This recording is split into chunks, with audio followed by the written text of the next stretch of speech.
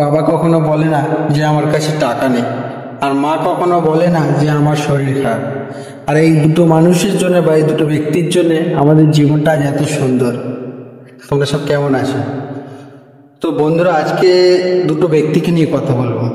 তো সেই দুটো ব্যক্তি হলো, এক হচ্ছে বাবা, এক হচ্ছে মা। তো দুটো ব্যক্তি এমন একটা জিনিস, মানে এমন একটা ব্যক্তি যে আমাদের লাইফে এমন এমন জিনিস করে যায়, মানে সারা জীবন ভোলা যায় না। যখন কাছে থাকে তখন দাম দিতে পারি না, আর যখন চলে যায় তখন আফসোস করি যে যখন ছিল তখন কি করেছি আর এখন কি করছি। তো সুতরাং ভেবে দেখবে নিজেরাই বন্ধুরা, যে বাবা মা কতটা প্রয়োজন আমাদের জীবনের মধ্যে। কারণ বাবাকে জিজ্ঞাসা করবে যে বাবা আমার পয়সা লাগবে, বাবা কোনোদিন না বলেনি যে পয়সা নেই আমার কাছে, পয়সা দিতে পারবো না, বাবা কোনোদিন না বলেনি।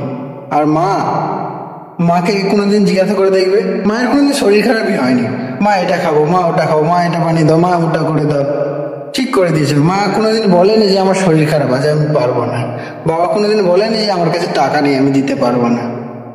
কিন্তু যতটা মানে দরকার ততটা সময় মতো ঠিক দিয়ে গেছে বাবা মা সবাই আমাদেরকে।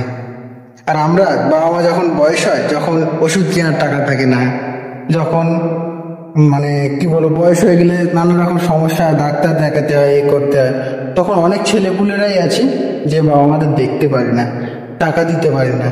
তারপরে কিছু কিছু বউ আছে যাদের জন্য বাবা মাকে ঘর থেকে বের করে দেয় কিছু কিছু ছেলে। আমি তাদের উদ্দেশ্যেও বলবো যে দেখো বন্ধুরা, এই জিনিসটা ঠিক করো না, ঠিক আছে? এই জিনিসটা ঠিক না। কারণ সে একটা মেয়ে 2-4 দিনের জন্য এসে আমার কাছ থেকে আমার বাবা মাকে সরিয়ে নেবে। আমার বাবা মা জন্ম দিয়ে গেছে, আমাকে জন্ম দিয়ে এত বড় করেছে, এত বড় করে বিয়ে দিয়েছে, আর একটা মেয়ে 2 দিনের জন্য এলো, তার জন্য আমার বাবা মাকে ছেড়ে দেবো? এটা করো না বন্ধুরা, প্লিজ।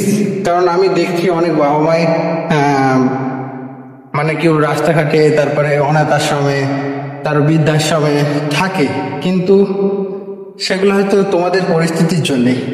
শুধু এক কাজ করো, হয়তো কথা বলবে না, কিন্তু তাদের ভরণ পোষণের ভাতটা হয়তো নিও।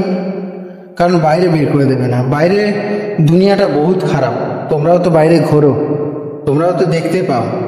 তো সুতরাং বাইরের কারোর বাবা মার কষ্টটা দেখে নিজের বাবা মার কথা একবারে মনে পড়ে না। এটাই বলার ছিল বন্ধুরা, কেউ কোনোদিন চেষ্টা করো না যে বাবা মাকে কষ্ট দেওয়া। কারণ অনেক কষ্ট করে বাবা মা তোমাদেরকে বড় করেছে এই জায়গায় নিয়ে আসার জন্যে। এই জায়গা তো বড় করেছে, চাকরি করছো, খেতে পাচ্ছ, যে পৃথিবীটাকে সুন্দর পরিদর্শন করতে হচ্ছে, এটা সব তোমার বাবা মার জন্যে। তো গাইস, দেখো সবটাই এবার তোমাদের কাছে। আজকের ভিডিওটা এই পর্যন্তই। আজ বাবা মা দুজনকেই নিয়ে কথা বললাম, কেমন হয়েছে ভিডিওটা কমেন্ট করে জানিও। চলো আজকে ভিডিওটা এই পর্যন্ত। যদি ভিডিওটা ভালো লাগে লাইক কমেন্ট শেয়ার করতে ভুলো না, হ্যাঁ ফলো করতে ভুলো না কিন্তু বন্ধুরা। টাটা।